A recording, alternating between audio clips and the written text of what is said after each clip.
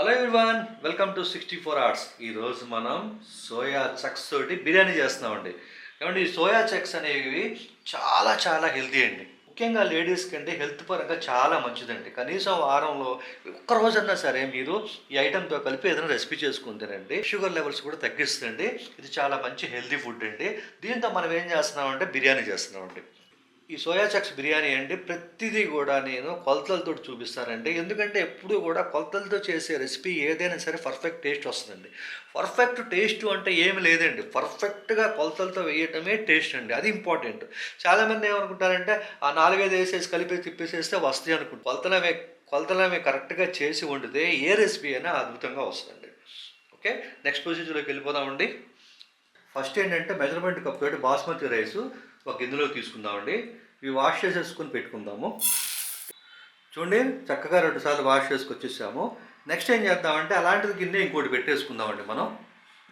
ఇప్పుడు దాంట్లో soya chucks అండి, మీల్ మేకర్ అంటారు కదా, అవి ఏంటంటే ఒక కప్ వేస్తాను చూడండి. ఇప్పుడు దీంట్లో ఏం చేయాలంటే బాగా మరిగిన నీళ్ళు పోయాలండి. దాంట్లో మొత్తం బాగా అన్నీ కలిసేటట్టుగా ఉండాలి. కనీసం ఒక 10 మినిట్స్ చక్కగా అలా ఉంటే కనుక సరిపోద్దండి. 2 మినిట్స్ అయిపోయింది కదండి. ఇప్పుడు ఏంటంటే ఆ సోయా చక్స్ అన్నీ కూడా బాగా పిండి ఒక బౌల్లో వేసుకుందాం.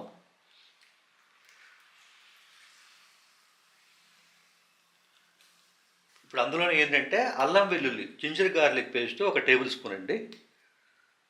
తర్వాత అందులో రెడ్ చిల్లీ పౌడర్ ఒక టేబుల్ స్పూను.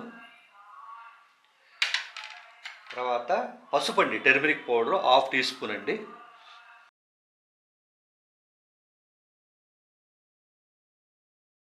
ధనియాల పొడి తర్వాత ఏం చేద్దామంటే గరం మసాలా ఒక టేబుల్ స్పూన్ అండి. తర్వాత కస్తూరి మేతి కొద్దిగా నలిపి వేసేద్దాం. కొద్దిగా అండి కస్తూరి మేతి కొద్దిగా నలిపేసేస్తే టేస్ట్గా వస్తుంది. తర్వాత 2 టేబుల్ స్పూన్లు సాల్ట్ అండి.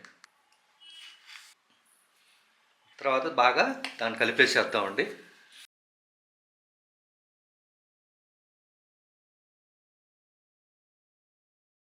ఇప్పుడు అందులో ఏంటంటే బంగాళాదుంపలు అండి.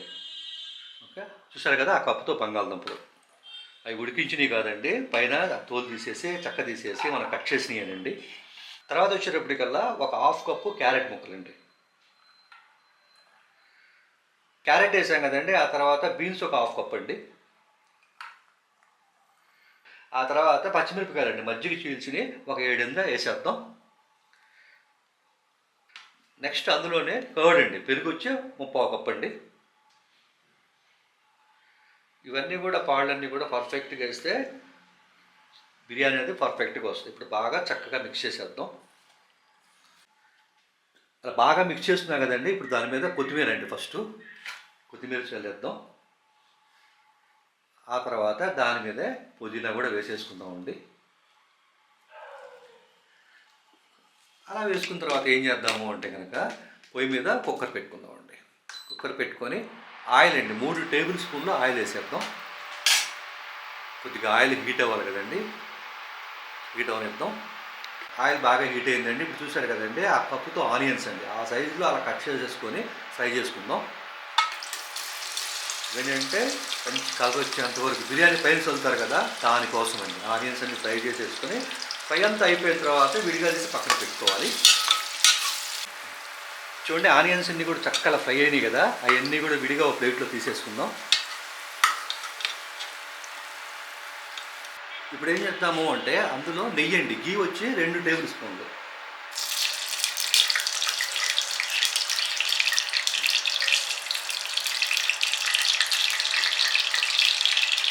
జీలకర్ర తర్వాత వచ్చి జీలకర్ర ఒక 1/2 టీ స్పూన్ అండి. బిర్యానీ ఆకు అండి ఒక 2. తర్వాత యాలకులు ఇలాచి వచ్చి ఒక 3. తర్వాత మిరియాలండి ఒక 4. తర్వాత జాపత్రి ఒక 2. లవంగాలు వచ్చి ఒక 5-6 అండి. బాగా ఫ్రై చేసేద్దాం ఒకసారి ఒక నిమిషం. ఆ తర్వాత దాంట్లో ఆనియన్స్ అండి, మెజర్మెంట్ కప్ తోటి వేసాను. ఎందుకంటే మెజర్మెంట్ కప్ ఎందుకు చూపిస్తానంటే కొలత అనేది చాలా ఇంపార్టెంట్ చెప్తాను కదండి. కొద్దిగా బాగా ఫ్రై అవ్వాలి. చూడండి, అలా చక్కగా ఫ్రై అయినాయి కదా ఆనియన్స్ అన్నీ కూడా. ఇప్పుడు టమోటాలు అండి, చూడండి ఒక కప్పు తరిగిన టమోటాస్ అండి. ఒకసారి కలిపేసేయండి. సోయా చంక్స్ బిర్యానీ చెప్పాను కదా, హెల్త్కి చాలా మంచిదని, ముఖ్యంగా లేడీస్కి, డయాబెటీస్ ఉన్న వాళ్ళకి కూడా ఈ సోయా చక్స్ అనేది చాలా మంచిదండి. ఏదో ఒక వెరైటీ ఎప్పుడైనా చేసుకోండి, వారానికి ఒకసారన్నా. Ginger garlic paste 1 table spoon,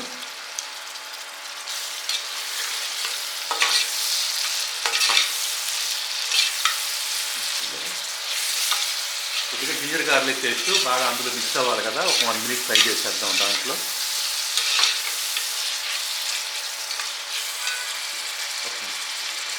ఇప్పుడేం చేద్దాము అంటే, మనం పక్కన పెట్టినా కదండి సోయా చక్స్ చేసి మసాలాని కలిపి, ఇప్పుడు దాంట్లో కుక్కర్లో అంతా వేసేద్దాం.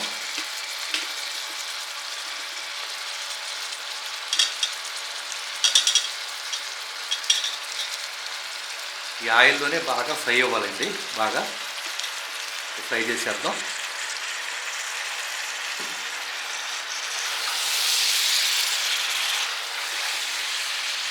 అలా బాగా ఫ్రై అవ్వాలి. ఆ పైన పొజిషన్ కూడా ఒకసారి చూడండి, అప్పుడు మీరు కరెక్ట్గా అర్థం అవుతుంది మీకు. ఓకే, చూడండి ఒక 5 మినిట్స్ అయిపోయేటప్పటికల్లా చక్కగా అన్నీ కూడా బాగా మగ్గిపోయింది కదా. ఇప్పుడు ఏం చేద్దామంటే దాంట్లో రైస్ వేసేద్దామండి. మనం పక్కన పెట్టినాం కదా నానబెట్టిన రైసు, అంతా కూడా రైస్ వేసేద్దాం. ఏంటంటే ఆనియన్స్ అండి, మనం ఫ్రై చేసి పక్కన పెట్టినాం కదా, ఫ్రై చేసిన ఆనియన్స్ అవన్నీ కూడా పైన వేసేద్దాం. ఆనియన్స్ వేసిన తర్వాత కొత్తిమీర, తర్వాత వచ్చేటట్టుకల్లా పుదీనా.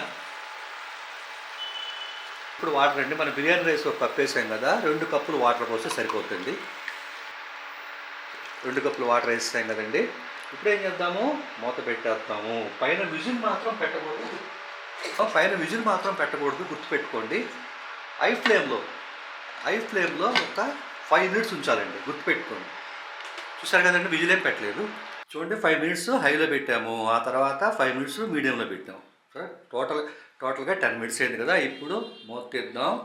Meal maker soya chicks biryani have కదా, అదిరిపోయేలా వచ్చింది కదా. సో పర్ఫెక్ట్గా వచ్చింది. చక్కగా ఒకసారి కదిలిద్దాము.